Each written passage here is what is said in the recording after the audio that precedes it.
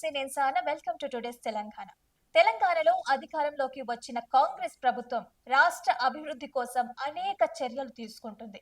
దీనిలో భాగంగా రాష్ట్రంలో విమానాశ్రయాలు పెంచేందుకు కసరత్తు చేస్తోంది. ఈ క్రమంలో వరంగల్లో విమానాశ్రయానికి ఎయిర్పోర్ట్ అథారిటీ ఆఫ్ ఇండియా నిధులు కేటాయించేందుకు అంగీకరించిన సంగతి తెలిసిందే. ఈ క్రమంలో తెలంగాణలో మరో విమానాశ్రయం ఏర్పాటుకి ఎయిర్ ఫోర్స్ ఆమోదం తెలిపింది. అలాగే వరంగల్ మామునూరు విమానాశ్రయానికి 205 కోట్ల రూపాయలు అవసరం అవుతాయంటూ అధికారులు ఇచ్చిన నివేదికని రాష్ట్ర ప్రభుత్వం ఆమోదం తెలిపింది. త్వరలోనే ఈ నిధులు విడుదల కానున్నాయి. మరి ఇంతకీ తెలంగాణలో మరో కొత్త విమానాశ్రయం ఎక్కడ ఏర్పాటు చేయబోతున్నారంటే ఆదిలాబాద్ అనే పేరు వినిపిస్తోంది.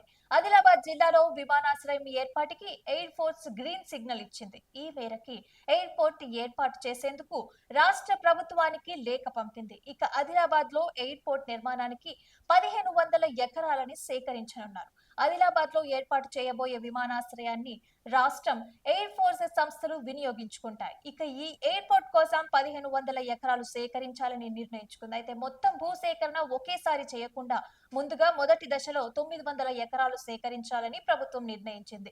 మిగిలిన భూమిని తర్వాత సేకరించాలని భావిస్తున్నట్లుగా సమాచారం ఉంది. అయితే ఇక్కడ కార్గో సేవలు, భవిష్యత్తులో రన్వే విస్తరణ, హోటల్, ప్రయాణికులకి అత్యవసర సేవలు అందించేలా ఆసుపత్రిని నిర్మించాలని ప్రభుత్వం ప్రణాళికలు రెడీ చేస్తోంది.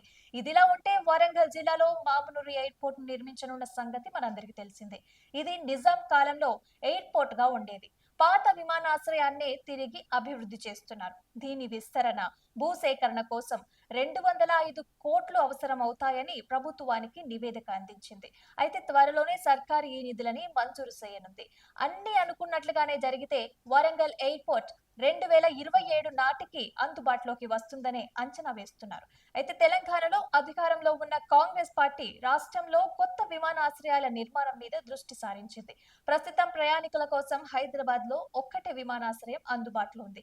అదే శంషాబాద్ అంతర్జాతీయ విమానాశ్రయం. ఇక బేగంపేటలో ఎయిర్పోర్ట్ ఉన్నా కూడా అది కేవలం ప్రముఖుల వినియోగానికి మాత్రమే అందుబాటులో ఉంది.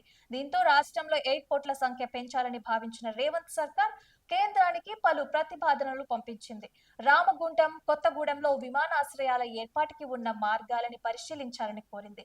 ఇక తెలంగాణ పంపిన ప్రతిపాదనను పరిశీలించిన airport authority of India Ramagundam, కొత్తగూడెంలో ఎయిర్పోర్ట్ల ఏర్పాటుకి సాధ్యం కాదని స్పష్టం చేయడం జరిగింది.